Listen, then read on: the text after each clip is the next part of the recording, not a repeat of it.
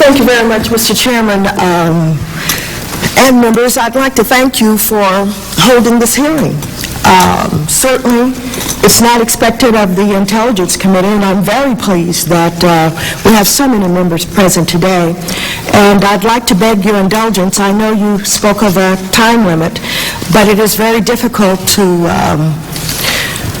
talk about all of this information in 10 minutes, but I'm going to try and do it as quickly as I possibly can. Mr. Chairman and members of the committee, I'm here today to testify about the failure of the Central Intelligence Agency to conduct a serious and thorough investigation into the allegations of CIA involvement in cocaine trafficking to fund its contra-war activities. Unfortunately, my fear that the CIA would be unable to investigate itself has been confirmed with this report. The Inspector General's report lacks credibility. It is fraught with contradictions and illogical conclusions. In a September 3, 1996 memo, then CIA Director John Deutsch laid out the framework for this investigation. In his instructions to CIA Inspector General Frederick P. Hitz, Director Deutsch stated, "I have no reason to believe that there is any substance to the allegations published in the Mercury News." Despite his premature conclusion, a serious, substantial, and credible investigation and interview process would have proven him wrong. If the CIA director's premature conclusion was meant to direct the final outcome, he has succeeded. This report's sweeping denial of the CIA's knowledge of drug trafficking related to the Contras defies the evidence and the logic that the CIA should have known.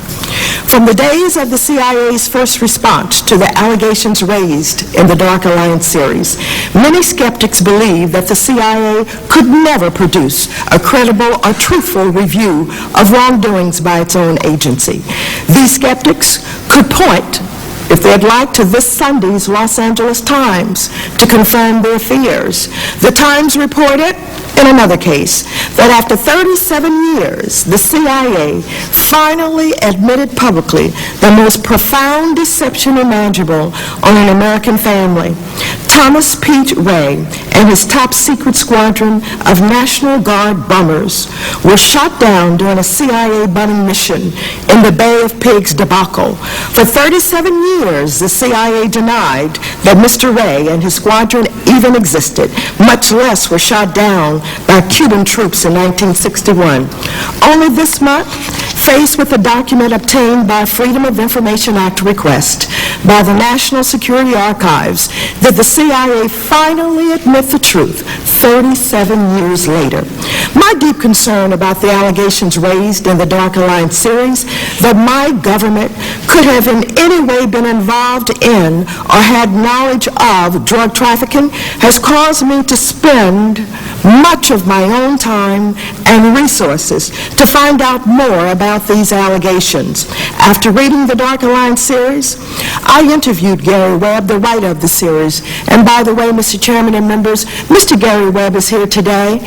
He's sitting right here in this seat, and I invited him to come. He's put a lot of time and work into this investigation, and I have been working with him since the first day that I read it, and I think that he should be privy to all information as he continues his work in this area. I interviewed Gary Webb, the writer of the series. I invited him to come to my district in South Central Los Angeles to respond to questions from local residents. My community encouraged my investigation and supported me in my efforts to delve deeper into these allegations. I personally interviewed a number of key figures in the Dark Alliance series. I first met with and interviewed Mr. Alan Finster, who was the attorney for Ricky Ross. Then I drove to San Diego to the Metropolitan Detention Center, where I interviewed Mr. Ricky Ross, the young man who was trafficking in drugs in South Central Los Angeles that were being sold to him by Mr. Norman Meneses and Mr. Danilo Blandone. He was being held in the Metropolitan Detention Center facility on drug charges. I also then drove to a restaurant in the Valley where I met with Mr. Celerino Castillo, the DEA agent who had investigated the drug trafficking operation at Ilopango Airfield in El Salvador. Castillo had documented that the CIA directed this drug trafficking operation out of 2 hangars using Contra Supply Network as a route for shipping drugs into the United States.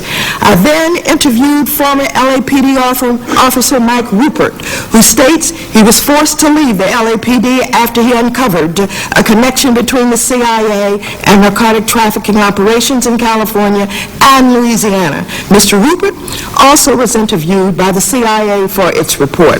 I met and had numerous telephone conversations with Mr. Jerry Gazzetta, a detective with the city of Bell and a key member of the multi-agency task force working with the Los Angeles Sheriff's Department investigating the Blandón narcotics operation. Gazzetta was a level 1 informant whose information was the basis of the affidavit of LA Sheriff Tom Gorton that resulted in the October 1986 raid of the Blandón operation's 14 sites in Southern California. I visited the records division of the Los Angeles Sheriff's Department and uncovered the sheriff's reports regarding the October 1986 drug bust. I was the first to obtain the copies of the documentation regarding the raids.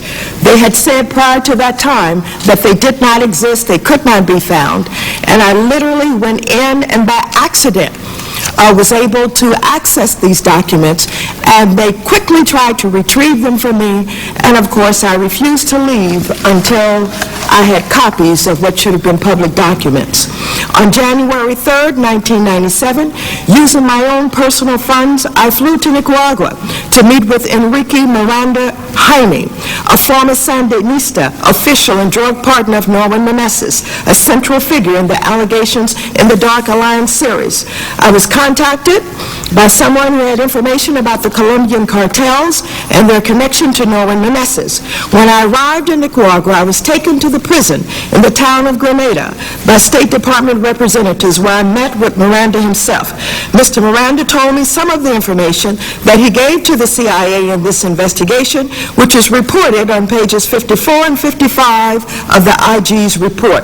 Mr. Miranda currently is in prison after being convicted for smuggling 764 kilos of cocaine with his partner Norman Meneses.